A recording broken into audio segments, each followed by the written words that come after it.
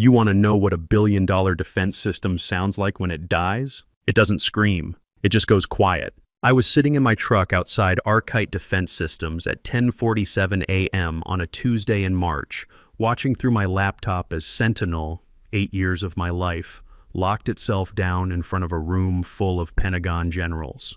The countdown hit 0, the screens went dark, and Victor Castellano's career imploded in real time. The best part, he had no idea I was watching, or that I'd triggered the whole thing from my parking spot 12 blocks away. But I'm getting ahead of myself. Let me back up to 8:03 a.m., when Victor fired me for refusing to train his influencer niece how to handle national security. That's when this whole thing started, though honestly, I'd been planning for this day since the moment I started building Sentinel. My name's Jake Sullivan, 45 years old, divorced dad, 15 years in Army intelligence before I got into cybersecurity. I'd been senior systems architect at Archite Defense Systems for 8 years, and Sentinel wasn't just my job, it was my life's work. The most advanced cybersecurity platform the government had ever seen, protecting everything from power grids to hospital networks to military bases from every hacker from Beijing to Moscow. That Tuesday morning, I walked into Victor's office thinking we were going to discuss the Pentagon contract renewal. The meeting was supposed to be about expanding Sentinel's capabilities, maybe adding new threat detection algorithms. Instead, I found Victor pacing behind his mahogany desk like a caged tiger, sweating through his $5,000 Italian suit. Jake, sit down. No coffee offer this time. That should have been my first clue something was wrong. We need to talk about operational efficiency, he said. Corporate speak for we're about to screw you over. I'd heard that phrase before in my Army days when some Pentagon desk jockey wanted to replace American soldiers with cheaper contractors. I've brought in a consultant, Victor continued. Someone who understands the global marketplace, the new economy. That's when she walked in. Brianna Castellano, Victor's 24-year-old niece, dressed like she was heading to a fashion shoot instead of a defense contractor's office. I knew her from Instagram. 300,000 followers watching her drink green smoothies and pose with designer handbags in front of Daddy's Ferrari. Uncle Vic says you're going to show me the ropes, she chirped, already pulling out her phone to record. This is so exciting. I'm thinking we could do a whole series. Behind the scenes at a defense company. My followers would totally love authentic content like this. I looked at Victor. You want me to train her on Sentinel? Brianna has fresh perspectives, Jake. She graduated summa cum laude in digital communications from USC. The board thinks new blood is exactly what we need to modernize our approach. New blood, right. What they needed was someone who understood that Sentinel wasn't some social media app you could figure out over the weekend. This was 15 layers of military-grade encryption protecting the backbone of American infrastructure. But Victor had dollar signs dancing in his eyes and a board breathing down his neck about cost reduction. I'm swamped with the Pentagon security review, I said. Maybe someone from the training department could help her get oriented. Victor's face went hard. This isn't a request, Jake. It's a direct order. I'd been in the Army long enough to recognize when someone was giving you an order they knew was wrong. The kind of order that gets good soldiers killed because some officer cared more about politics than protecting his people. I can't do that, Victor. The words hung in the air like smoke from a misfired round. Can't or won't. His voice dropped to that dangerous quiet that officers use right before they destroy your career. Won't, I said. Sentinel protects critical infrastructure. Power plants, hospitals, military communications. It's not a training exercise for social media consultants. Victor's hand moved to his desk phone intercom. Send security up here, now. Jake Sullivan, he said, his voice cold as a Michigan winter. Your refusal to follow direct orders and adapt to our evolving business model shows you're no longer aligned with company objectives. You're terminated, effective immediately. Security escort, 15 minutes to pack my personal belongings. The whole routine. But here's what Victor didn't know. I'd been planning for this exact scenario since the day I started building Sentinel. See, when my ex-wife Sarah got breast cancer 5 years back, the medical bills nearly wiped us out. That's when I set up Sullivan Technologies, LLC with my mom, Dorothy, as the primary stakeholder. Every patent, every piece of core architecture, every critical component that made Sentinel actually work was filed under that LLC, not Archite. Perfectly legal, perfectly planned, and about to become Victor's worst nightmare. Rick Torres and Dale Murphy walked me down to my office. Two good guys who'd both served overseas and knew this whole situation stunk. In the elevator, I filled them in on what was really happening. "They're selling us out, boys," I said quietly. "Victor's got meetings scheduled with Chinese investors next week. Wants to license Sentinel technology to whoever writes the biggest check." Rick's jaw tightened. He'd lost 3 buddies to Chinese cyber attacks during his deployment in Afghanistan. Dale just shook his head and muttered something under his breath about corporate traitors. My office looked exactly the same as it had 2 hours earlier when I'd been a respected senior architect instead of escorted security risk.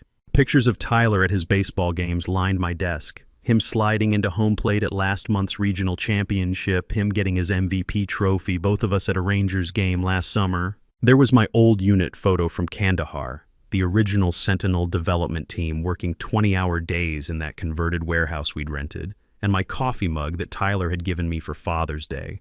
World's okayest dad. 15 minutes to pack up 8 years of my professional life. I grabbed the personal stuff first. Photos, the mug, that small American flag Tyler had made me in 3rd grade. But what I really needed was already in my jacket pocket.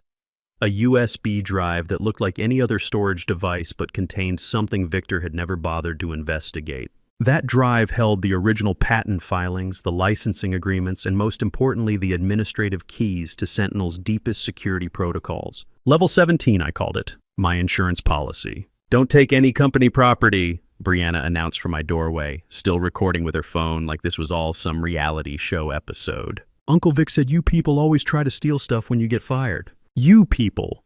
Like I was some kind of criminal instead of the guy who'd spent 8 years keeping her comfortable lifestyle safe from the people who wanted to destroy everything she took for granted. "Everything I need is right here," I said, patting my jacket pocket where the USB drive sat next to my truck keys. The walk to the elevator felt like a funeral march. Rick and Dale flanked me like honor guards, both of them looking like they'd rather be anywhere else. As the elevator doors closed, I pulled out my phone and sent a quick text to my core team. "Storm incoming. Batten down the hatches. Watch the 10 a.m. demo real careful." Kelly Rodriguez, my lead developer and probably the smartest programmer I'd ever worked with, texted back immediately. "What did you do, Jake?" "Nothing yet, but they're about to find out what happens when you mess with American defense infrastructure." My F-150 had never felt more like a mobile command center. I fired up my laptop right there in the Archite parking garage and logged into Sentinel's administrative interface. Not through the company network, but through the back channels I'd built into the system from day one. The screen came to life with a simple message. "Welcome, System Architect. All systems operational. Security level 17, armed and ready. Level 17. While Victor and his board had been celebrating each new government contract I'd delivered, I'd been quietly building something they didn't even know existed.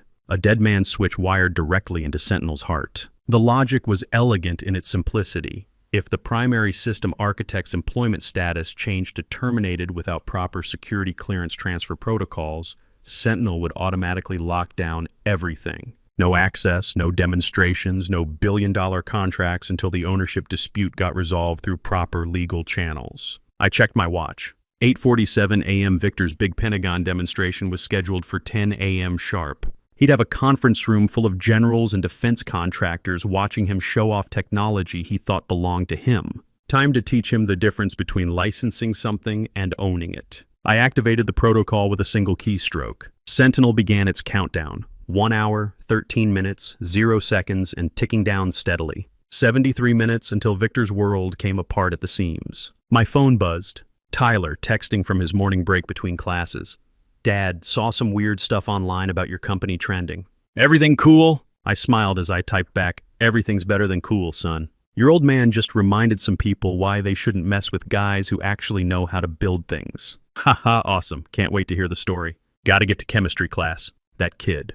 15 years old, straight A student, starting pitcher on his high school team, and smart enough to probably run circles around half the executives at Archite. I was doing this as much for his future as anything else. I drove downtown to Warren Pierce's law office. Warren had handled the Sullivan Technologies LLC paperwork years ago, and he'd been waiting for this phone call ever since. "Jake," he said as his secretary showed me into his corner office, "I heard about your employment status change. Ready to discuss your options?" Through his floor-to-ceiling windows, I could see the Archite building 15 blocks away. Up on the 35th floor, Victor was probably making final preparations for his demo, completely unaware that in exactly 1 hour and 12 minutes, His billion-dollar defense contract was going to explode like an IED in downtown Baghdad. Let's talk about what happens when that countdown hits zero, I said. At exactly 10 a.m., the Archite conference room had been transformed into what looked like a military command center.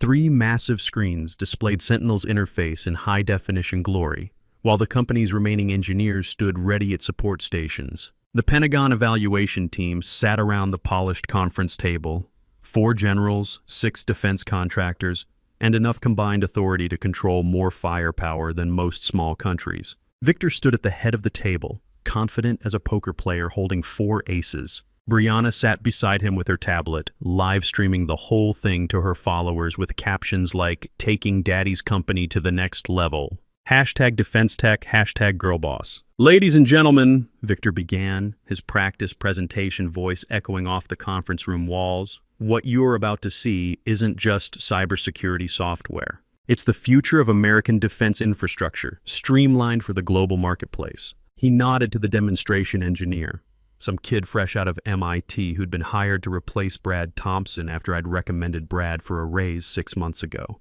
The kid started typing commands, and the screens flickered to life with Sentinel's initialization sequence. Everything looked perfect for exactly 12 seconds. Then the first error message appeared: "System Architect Authentication Required." The MIT kid frowned, typing faster. "Just a minor authentication glitch, sir. Let me reset the connection. Access denied. Employment verification failed." "What's the problem?" Victor's voice carried that edge that officers get when their carefully planned battle strategy starts falling apart in real time. "I'm not sure, sir.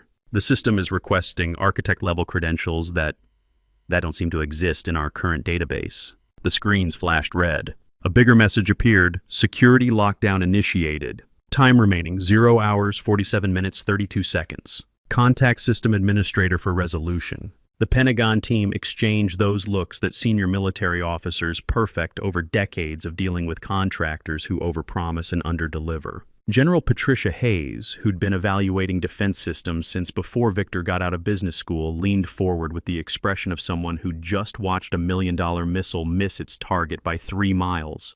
"Mr. Castellano," she said in that steel-trap voice that had probably terrified junior officers for the past 20 years, "is there a problem with your system?" "No problem at all, General Hayes. Just a routine security protocol that will have resolved momentarily." Victor turned to Glenn Hoffman, the guy they'd promoted to CTO about 30 seconds after my security escort ended. "Fix this, now." Glenn's fingers flew across his keyboard, sweat beading on his forehead like he was trying to defuse an actual bomb. "Sir, I can't access the core systems. There's something here about security level 17, but I've never seen that protocol before." "Level 17? What the hell is level 17? Nobody in that room knew the answer, which was exactly the point. The countdown kept ticking. 0 hours, 43 minutes, 17 seconds. 004316, 004315. "Get Jake Sullivan on the phone," Victor barked at his assistant. "Sir, he was terminated this morning per your direct orders." "I don't care if he was terminated. Get him on the line anyway." The call went straight to my voicemail.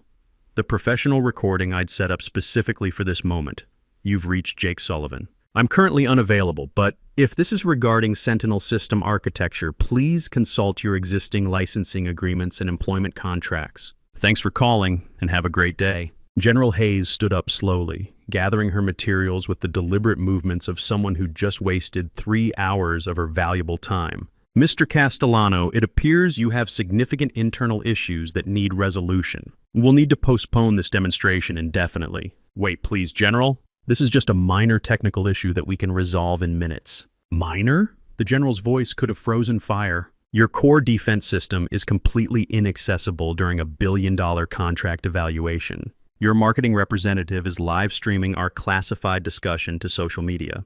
And apparently the only person who can fix this crisis is someone you fired 3 hours ago." She headed for the door, her team following like a well-disciplined unit retreating from a compromised position. "We'll be in touch." "Maybe." The Pentagon team filed out in crisp formation, leaving behind a conference room that felt like a tomb. The countdown hit 0 hours, 15 minutes, and Brianna's live stream was capturing every second of the disaster for her hundreds of thousands of followers. "Uncle Vic," she whined, finally lowering her phone as the magnitude of the situation started penetrating her social media bubble. Like, can't we just hire him back or something? Victor turned on her with the kind of fury that would have made a drill sergeant proud. "Get out, now, and turn that damn phone off." She fled the room, her designer heels clicking rapidly down the hallway, but the damage was already done. Her live stream had broadcast Arkite's complete humiliation to the world. The hashtag #DefenseFail was trending within minutes. When the countdown finally reached 0, all 3 screens went dark simultaneously. Then a single message appeared in bold white letters: Sentinel system in protective mode. All access revoked. For licensing inquiries, please contact Sullivan Technologies, LLC. Authorized Representative Dorothy Sullivan. In the span of 2 hours, Victor Castellano had lost everything. The Pentagon contract was dead. Arkite's stock price was in free fall as news of the failed demonstration spread through defense industry circles. And Sentinel, the crown jewel technology that justified the company's entire valuation, was locked behind digital walls that only I controlled. My phone lit up like a Christmas tree with missed calls from Arkite's legal team. Warren Pierce texted me from his office. 15 attempts to reach you in the past hour. Should I return their calls? Let them sweat until after lunch, I texted back. I'm busy. But the real entertainment was just getting started. My laptop showed 37 attempts to hack into Sentinel in the past 2 hours. IP addresses from all over the world: Romania, North Korea, Russia, even a couple from somewhere in Belarus. Victor had apparently gone straight to the dark web, throwing money at hackers like a desperate gambler doubling down on a losing hand. Each attack failed before it could even touch Sentinel's first layer of encryption. They were trying to break down a door that didn't exist. Level 17 wasn't something you could hack. It was a logic gate that made Sentinel forget it existed without proper authorization codes. Around noon, my phone rang. Glenn Hoffman, sounding like a man who'd just watched his career go up in flames. "Jake, this is Glenn. Look, I know what happened this morning was unfortunate, but we need your help here.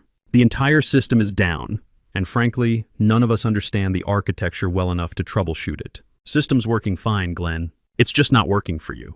Come on, Jake. We both know this is about more than just your termination." You're absolutely right. It's about Victor trying to sell American defense technology to Chinese investors. It's about replacing experienced engineers with social media consultants. It's about putting quarterly profits ahead of protecting the infrastructure that keeps American families safe. There was a long silence on the line. When Glenn spoke again, his voice was barely above a whisper. "The board is willing to negotiate. Full reinstatement, back pay, promotion to vice president of engineering. We can even discuss equity options." "Too late for negotiations, Glenn. I've already got a better offer." That afternoon, I found myself in the executive offices of Durham Strategic Partners, sitting across from Diana Foster in a conference room that overlooked half the city. Diana was the kind of woman who'd been making billion-dollar deals since before the internet existed, and she had the reputation to prove it. "Sullivan," she said, studying me over her coffee cup, "I've had a very interesting day.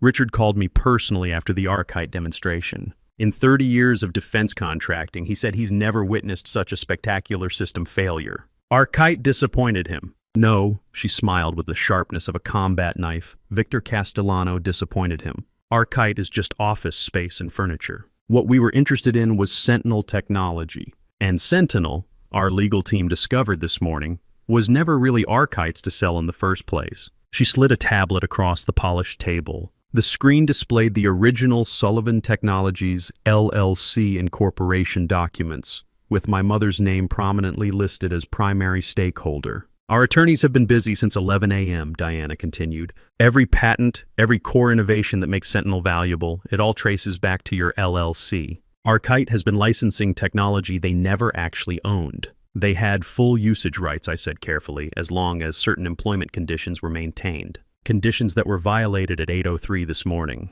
Her smile could have cut glass. "So tell me, Jake, what exactly do you want?" This was the moment I'd been preparing for since I'd walked out of that Arkite building with security guards at my elbows. "I want to build the company Arkite should have been. American-owned, veteran-operated, focused on protecting our country's infrastructure instead of selling it to whoever writes the biggest check. You want control. I want purpose. Sentinel can be more than just profitable. It can be the shield that stands between American families and the people who want to hurt them. But only if it's developed correctly, ethically, with people who understand what's really at stake." Diana leaned forward, her business instincts fully engaged. Durham Strategic was prepared to invest $1.2 billion in acquiring Sentinel from Arkite. That offer is obviously dead, but the technology still exists, and we still want access to it. She slid another document across the table. The signing bonus number at the bottom made me pause and read it twice. That's just the signing bonus, Diana said casually. Your salary as chief architect would be separate, plus comprehensive medical coverage for your entire family. We take care of our people, Jake. I thought about Tyler, about the future I wanted to build for him in a world where cyber warfare was becoming as dangerous as conventional weapons. I thought about my core team at Archite, Kelly, Brad, Amy, brilliant engineers trapped under incompetent leadership. I thought about Victor's arrogance and Brianna's complete ignorance of what she'd been playing with. I have conditions. I wouldn't respect you if you didn't. First, I bring my team. Kelly, Brad, Amy, the people who actually built Sentinel with me. They deserve to see their work succeed under proper leadership. Done.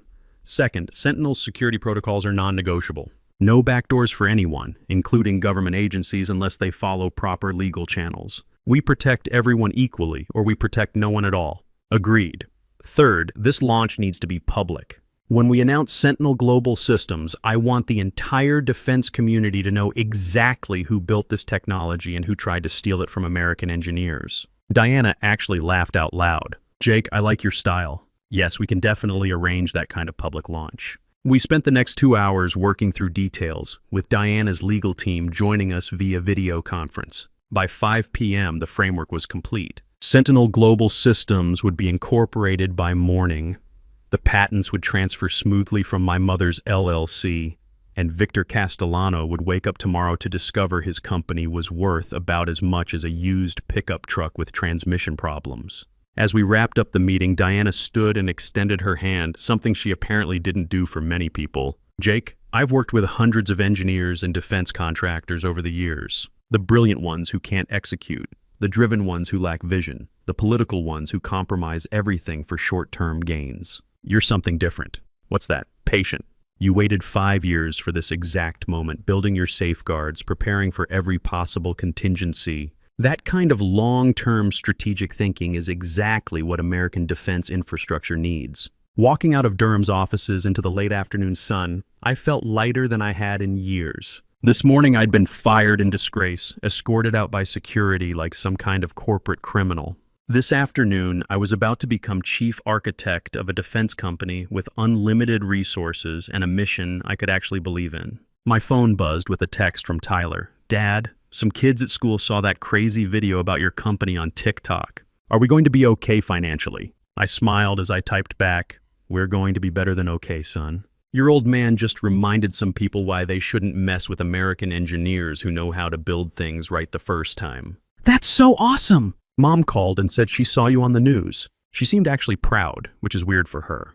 That made me laugh out loud. Sarah and I might not have worked out as a couple, but she'd always respected my work ethic and integrity. Maybe this would help Tyler see that sometimes standing up for your principles, even when it's difficult, is worth the risk.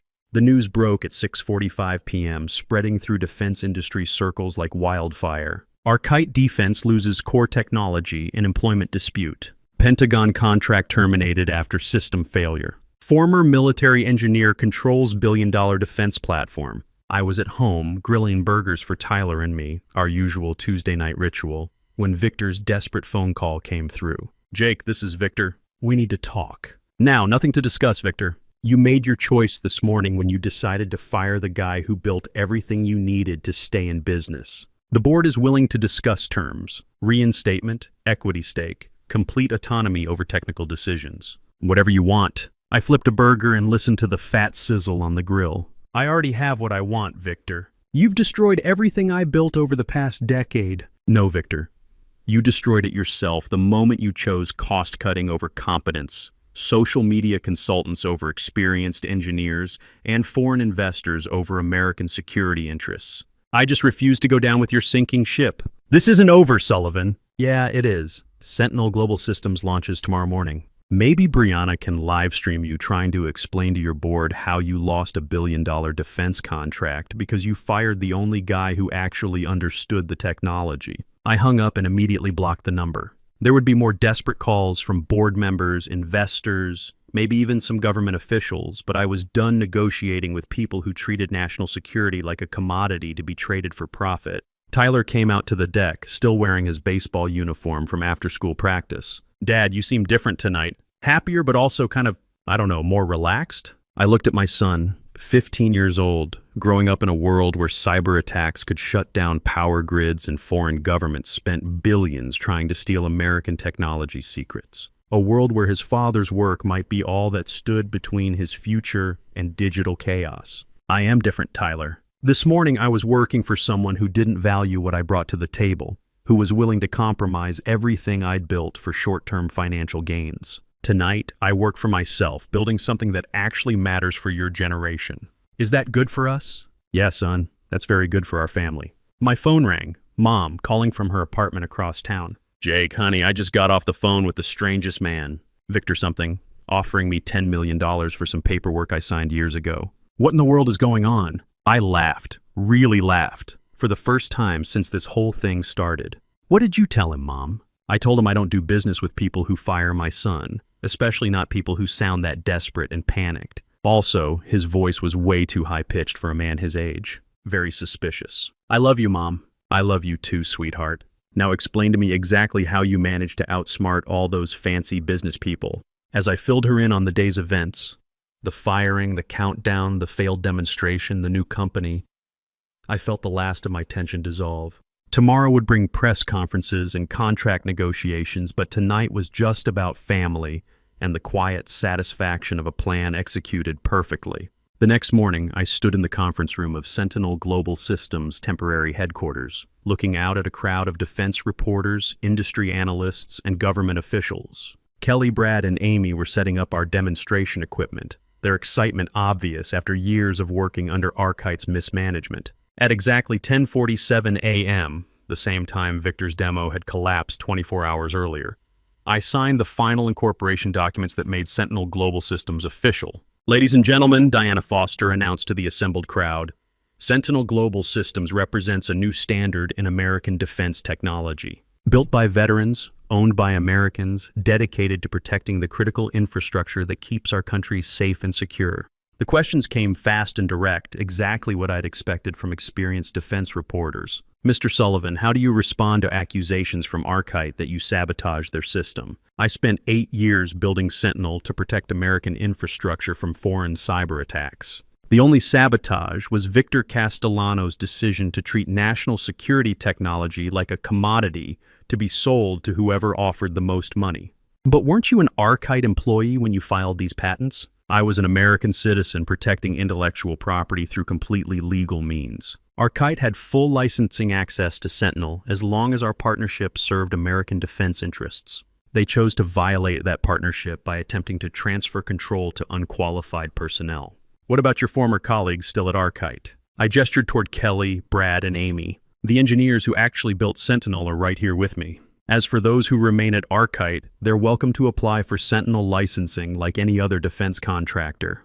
We believe in fair and transparent access to American innovation." As the press conference wrapped up, Tyler texted me from school. "Dad, you're trending on Twitter. My history teacher showed the class a news article about you. I'm famous by association." I smiled and typed back, "Just remember, son, sometimes standing up for what's right means taking risks. But if you plan carefully and keep your principles, it usually works out." "Got it. Can we get pizza tonight to celebrate?" "Absolutely. You pick the place." Looking out at the city skyline, I could see the Arkite building in the distance. By now, Victor was probably in yet another emergency board meeting, trying to explain to increasingly angry investors how he'd managed to lose everything in less than 24 hours. The truth is, this was never really about revenge, even though it felt pretty satisfying to watch Victor's arrogance come back to bite him. It was about understanding that in America, innovation belongs to the people who create it.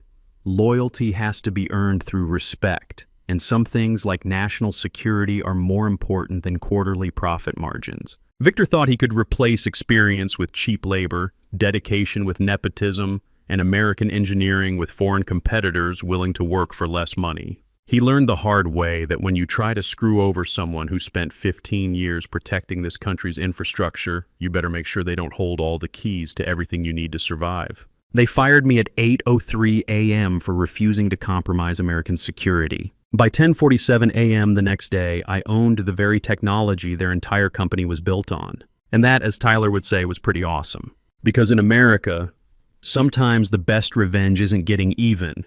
It's building something better and showing everyone what real leadership looks like. I was finally working for someone who understood what I was actually worth.